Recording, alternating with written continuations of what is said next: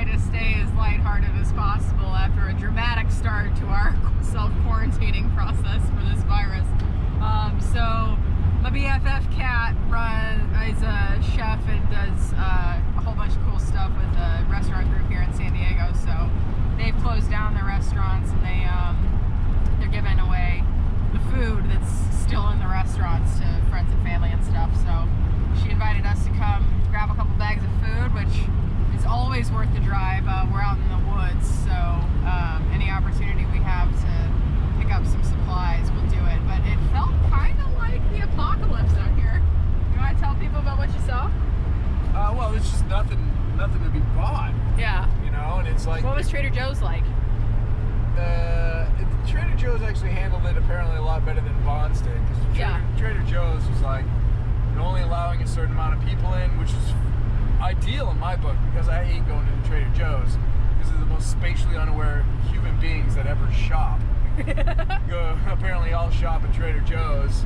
They just park their carts in the middle of the aisle and just stand there blocking the whole damn thing. So it was a pleasure for me. I didn't mind waiting outside in the cold and rain. No. It was fine by me, but and then they had sanitizer and alcohol wipes and stuff on the way in. They just made it quite pleasant. They limited 2 items per stock item or whatever. Just like, hey, we're all in this together. If you're gonna get bags of pasta, just get 2 of them. You don't need to get 20 of them. Right. I thought that was nice. And then you spent all day in Vons. Yeah, so then I went to Vons and it was like Trader Joe's, like they were out of canned goods and they were mostly out of pasta. We were able to pick up a couple things in gnocchi and like a couple bags of like odd pasta, not like straight regular pasta. But yeah, Vons is just like apocalyptic. Like all the ramen was out. Like there were like scattered back. Like I got one of the last bags of rice, a couple boxes of couscous. Like the things that were left, there was like 1 or 2 of this, 1 or 2 of this. Like the whole shelf of dry goods was just empty. Like it was bananas. And they didn't have any kind of like filter as to how many people could be in the store or whatever. But they only had like 4 cashiers working, so they had 2 lines. Like you can line up on one side of the store and filter into those 2 lines on that side. You can line up on the other side of the store back by the freezers and filter into those 2 lines. So it was just like, it was wild. But yeah, all in all, I think we're gonna be all right. Yeah, I think our official quarantine, we're not leaving, starts like now. We've got good supplies. We can make some more runs to get like food and stuff as we need it, but I think we're pretty well set. Yeah, and it's the strangest. It's nice to drive out here because there's really nobody here, but people are driving at 100 miles an hour like they're fleeing something.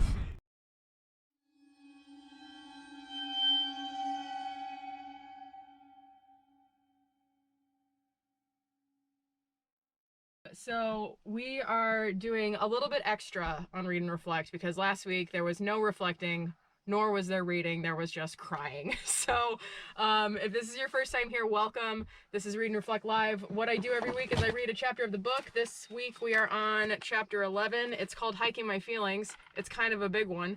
So here's what we do. I read the... we're going to listen to this song. I pick a song of the week. The resources are in the link for the post, so please go pull those up. If you have the book, read it with us. But I'm going to read from chapter 11, and then we're going to talk about the resources for the chapter. That's the read and reflect part, where I walk you through all the extra learnings and insights and stuff that you can take from the book and integrate into your life, regardless of whether or not you've ever set foot on a trail. So we'll go through the resources, we'll chat for a little bit, and then I'm going to put on some music and I'm going to color. So earlier this week, I was thinking, like, what could we do that we already have that would make people who are stuck at home have a little bit of a better time? And I was like, duh, we have a coloring page. So if you have a hard copy of the book, this is the page. It is after the memoir and before the prompts for reflection. If you don't have a copy of the book, or if you don't want to color in the book itself, don't worry. I left the back of this page blank, so it won't bleed through. You should be fine. But if you don't want to color in the book, you can download the PDF, which is on the website. That link is also in the video description. So go do that. Have some tea, have some coffee. If you're somewhere else in the world where it's not early, have some lunch. So we are going to start with, actually, hi. How's everybody doing, for one? Like, this has been a crazy week. Good morning, Laura, Vicky, and Jess. Nice to see you all. I am going to start with the music and then we will get moving. Actually, no, we're not. This is what we're doing. I'm going to start reading. We're going to shift it a little bit this week because I want to just jump right into it. So if you're coming for Read and Reflect, we are on page 139 in the book, chapter 11. It's called Hiking My Feelings. As I was looking at the dates and the different chapters and how they all lined up, I was just like blown away. Like last week, the chapter was all about like making these hard decisions, having a trauma tornado, etc. And this week's all about hiking my feelings. Now, if this damn pandemic didn't ruin all of our fun plans, this weekend, this one coming up, we'd be going to Catalina Island for our retreat with Kalea and Melanie. And I just thought it was so interesting that the chapter of the week of our big retreat was the Hiking My Feelings chapter. But now we've canceled it. This pandemic's happened. And I read back through this and I'm like, I'm taking my own medicine, right? Like I had the biggest meltdown when we had to cancel the tour. I talked a little bit about my cycle earlier this week, and I'm going to share a little bit more about it, like as I've been thinking and processing and just not trying to fill the time with being productive. I've had some time to reflect, and it's just so interesting to me. Like now I'm actually taking my medicine thinking about this, because what happened was, and what I felt was, okay, I need to cancel. That's scary. I'm going to go cry to the Facebook group for a minute. And then you guys all just like rushed in with support and like words of encouragement and donations and stuff that like made the immediate financial need subsided. The immediate panic of like, oh my God, I'm letting the community down subsided because you showed up and let me know that I wasn't letting you down. And that reminded me gently that none of this is in my control. And so the days that followed that, I was just kind of like, okay, so now we've got a date. Now I feel like a little bit more of a human, because as soon as we got a date for the retreat, then I could like breathe again. I felt like I lost 100 pounds. What happened this week was really interesting for me, and that I had all these great ideas start to come. Like once I like got over the fact that what I said I was going to do wasn't going to happen, and working through that in my mind to realize that this wasn't me letting anybody down. It wasn't even me letting myself down. Like a situation happened that was out of my control that I did not know how to respond to. Kind of sounds like my assault. So I realized my cycle after realizing that we needed to cancel the tour, having all this stuff happen, and then eventually coming out on the other side and like being able to process it felt a lot like what happened in the assault. When you're sexually assaulted, your autonomy is taken away. You don't have any control over your body. You don't have control over that situation. You didn't ask for it. This is just happening to you. And I realized that the pandemic, knowing that everything that we had worked for up until this point, especially all the work that we had done from the second we got home from the 2019 tour until we got to the point where we had to cancel the 2020 tour so far, that felt like the rug had just been ripped underneath me. It didn't, I'm not going to go so far as to say it felt like I was being assaulted, but because I wasn't, but in my body, I had the same physical reaction. I was like, what the f-? This isn't mine. I can't fix it. How do I do this? What is happening? And it was the same complete overwhelm, like head to toe, that I felt after the assault. That this pandemic triggered that. So then I was like, okay, take a deep breath. What's happening here? Okay. Hiking My Feelings isn't going anywhere. It just needs to shift. And what happened was I was like, okay, I've got all these great ideas. We've got so much content we can use. I can do all of my things virtually. I can start hosting workshops next week, right now. People will pay for it. And I wrote out this email because like my creative process of like disseminating information usually starts in one place and then bounces around. So in this case, I started writing the email with this list of what we're doing in light of COVID-19.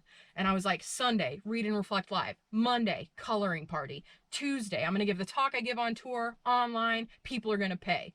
Wednesday, I'm going to host the workshop that I do on the trail online. People are going to love it. And then I was like, okay, that feels a lot like when I didn't deal with the trauma from the assault and I just rushed into work and worked for 10 years and never took a breath. I'm not going to do that again. So then I just shut my computer, and since I think that was like Thursday. So Thursday I was like, I'm doing all the things. I'm going to send out, I'm going to prove that I still have worth and that I'm relevant and that people should listen to me and that I'm worthy of having attention and that I have important things to say. and then I just shut my computer. And since Thursday, I've done nothing. You want to know what I've done? I've made one of these. Remember these? These are those little like bracelet things that you like weave. Yeah. Sue and Dustin's kids were like, hey, you want to make a bracelet thing? I was like, you know what? I do. You know what else we did? We built a fire pit, and I built a fire the first night that we had it, and I did it scratch with like a lighter and some cotton and my little petroleum jelly fire starter thing that I learned in survival class, because like getting back to survival was crucial, because I never took that opportunity after the assault. For 10 years, I numbed forever. And I wasn't about to let this pandemic, which wasn't even a violation of my physical autonomy in the way that an assault was, but my body confused the signals as being the exact same fucking thing. I was like, no, we're not going to do that this time.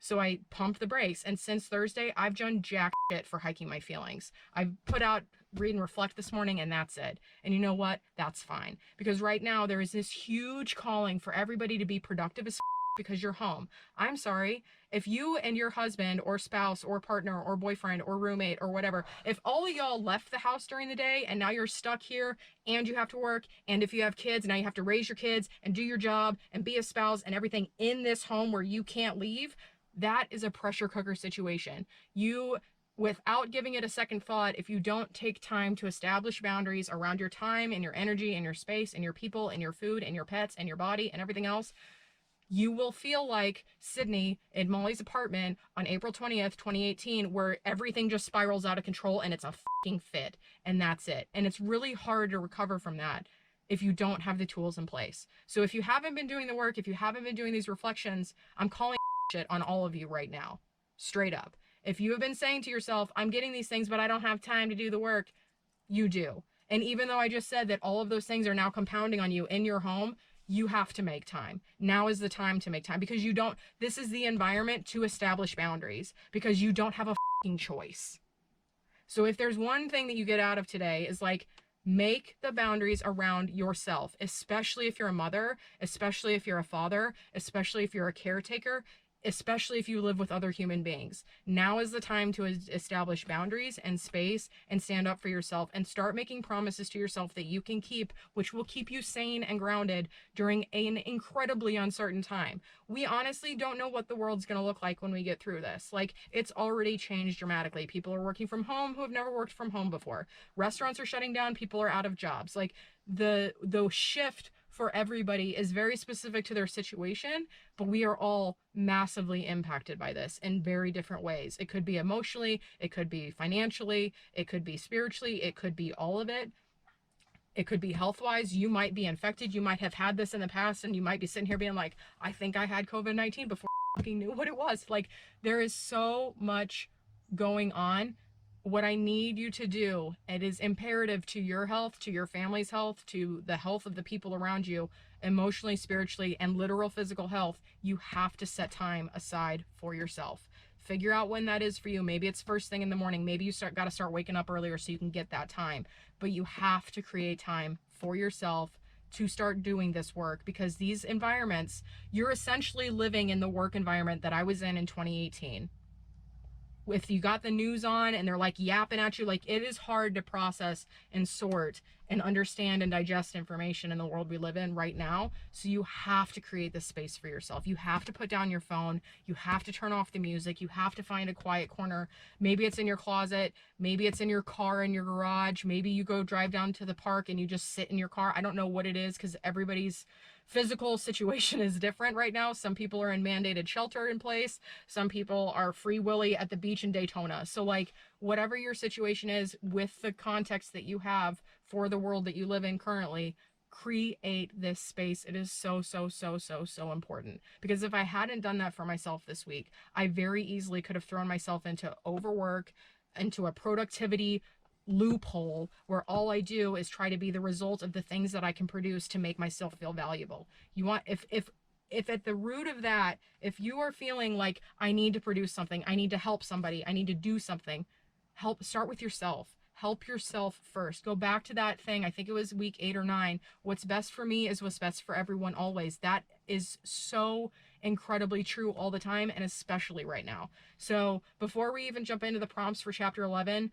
your homework this week is to go back through and, like, if you haven't done the work, at least go through the prompts and write down why you're not doing it. Write down that it's too painful to think about your friends that have passed away. Write down that it's too hard to think about what your job looks like because you don't know what your job looks like moving forward. Acknowledge that you feel something.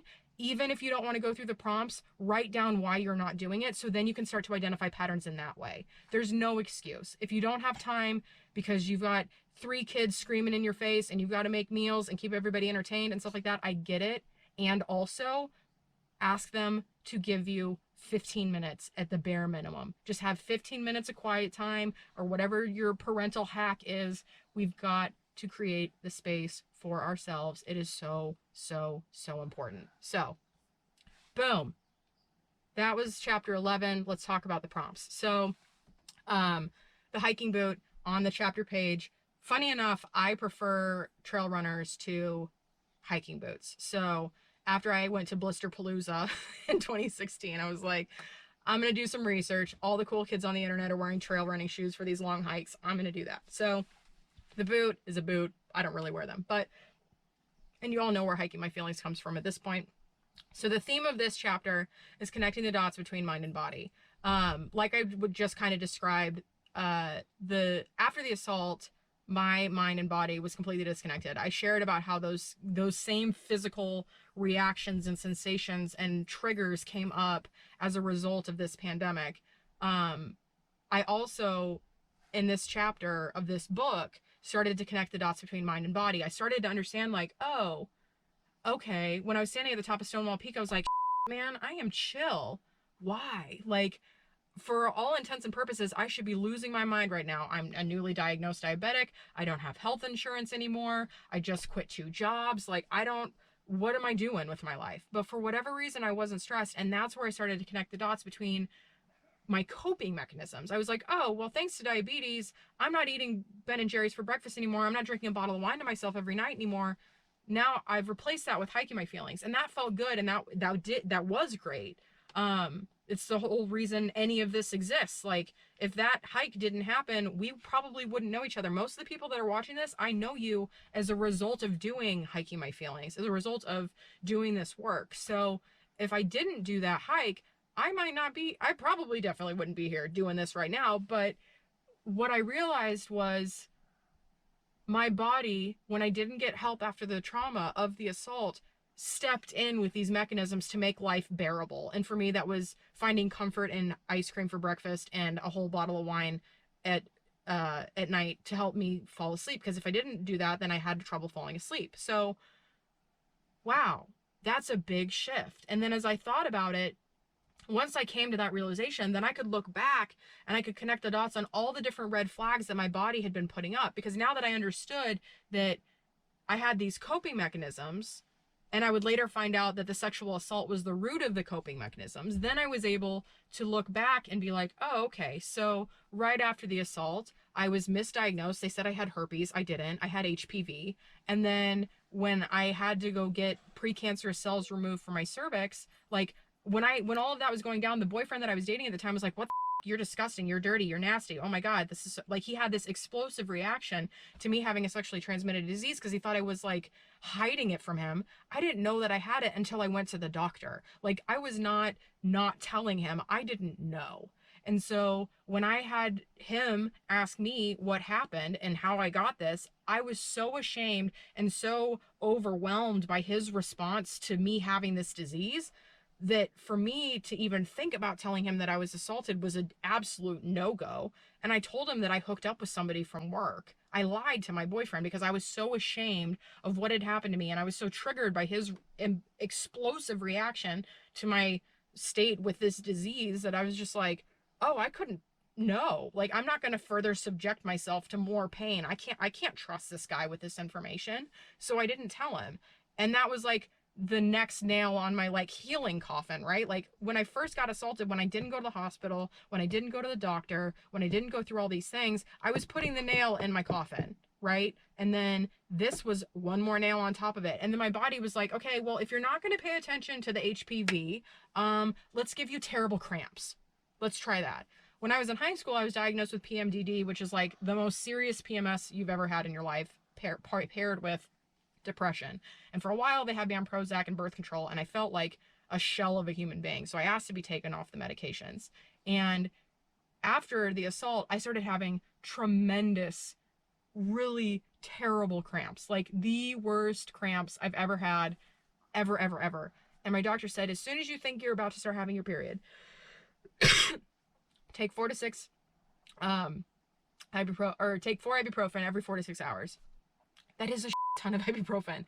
I was eating ibuprofen like it was Tic Tacs. And as I come to find out, all of that's processed in your liver, and your liver and your pancreas are supposed to be in direct communication. And whatever happened after the assault with all the stuff and all the ibuprofen, that line of communication between my pancreas and my liver was disconnected, which is like the biggest contributing factor to diabetes. If your liver and your pancreas aren't communicating, diabetes is one of the results. So now, as I'm looking back on these things, like these red flags, I'm like, oh geez, like all of my ibuprofen was another part of my diabetes diagnosis, in addition to eating and drinking my feelings, in addition to all the stress, in addition to not moving my body, in addition to any genetic predisposition I had. Now the medicine that I was taking to help something was also giving me a chronic illness. Like, all of these things are so connected.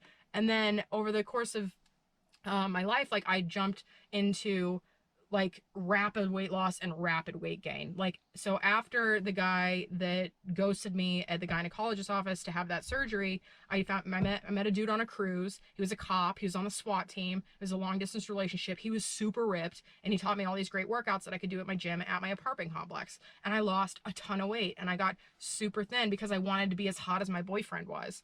And so when we broke up, I lost even more weight because now I had something to prove. And then I moved to Chicago, and there was food everywhere. Chicago has some of the best food in the world, and I gained the Chicago 15 or 30. And then I started skydiving, and I was like, well, if I want to skydive, I should probably lose some weight because like I want to be able to do this in an efficient way and feel good about it. So then I started running, and I lost a bunch of weight, and then we moved to California, and then I started competing, and I was like in the best shape of my life, and I started doing vegetarian and vegan, and I felt amazing. And then everybody started dying like this and this and this and this and this, and then I was like Ben and Jerry's, bottles of wine, and I was just like doing all the things.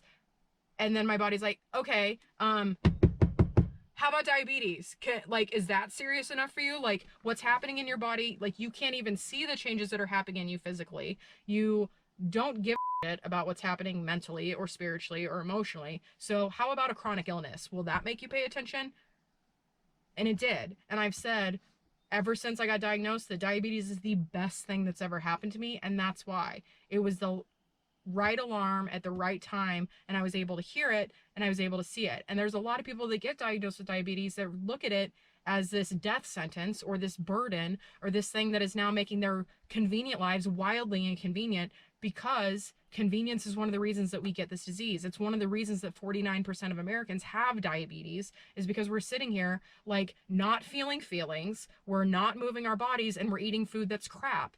And in the wake of like pandemic times, when I go to the grocery store and the produce section is untouched, and all of the frozen pizzas are gone, and all the frozen tacos are gone, and all the cheesecake is gone, we're all so socially conditioned to cope with food as a mechanism to get through our lives. And it starts culturally. We have food as a way to show love and respect and different things in our culture, and that's how I grew up with it. I grew up in a kitchen. Like, my dad taught me how to cook from the second I could hold a knife. Those are the only memories I have of my childhood, to be honest, are the ones we made in the kitchen, and they are the best ones that I have.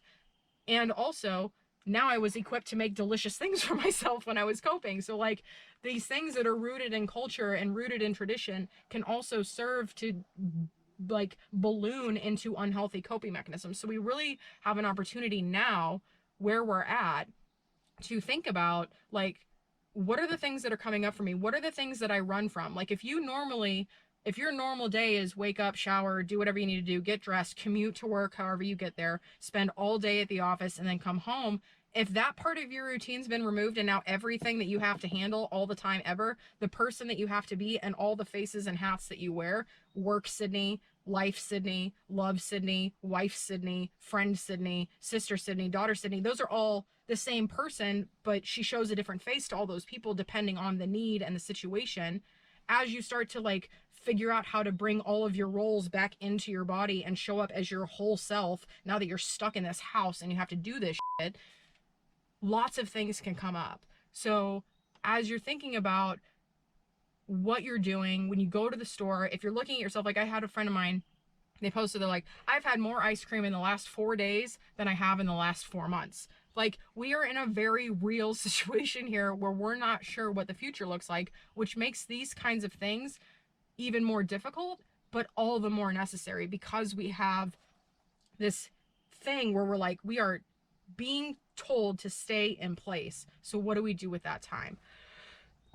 So one of the things that, when I was standing on top of Stonewall Peak and I was sifting through my memories, I was able to identify that, yes, in times of stress in the past, ice cream, bottle of wine. Then on top of that mountain, I realized like diabetes, radical lifestyle changes, leaving the agency, then the startup. Oh, if it's possible that I can get diagnosed, get educated myself, make these choices, because I do have a choice, and see these results and lose this weight and manage this disease in the way that I had done at that point in time, what else was possible? Because for a long time, I told myself that I wasn't capable of taking care of myself. I might not have cognitively, consciously said that to myself, but I was giving myself all the evidence I needed, and I was ignoring all the actual healthy knowledge that I had to just cope. But now, if I'm able to identify these patterns and recognize that, yes, I can do what I say I'm going to do, what else am I capable of? And so that's the affirmation for this week. If this is possible, what else is possible? Next time on Williams in the Wild. What you doing there? I just got done coloring. Oh, yeah? Yeah, that's what I got done today.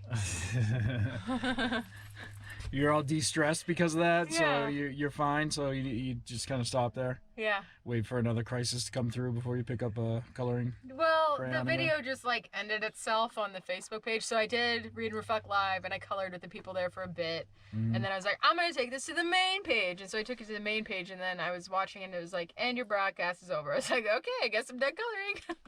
But I feel good. All right. Yeah. Cool. What are we doing today? You're making meatballs. Yeah. And we're gonna do homesteading stuff. Nice. And then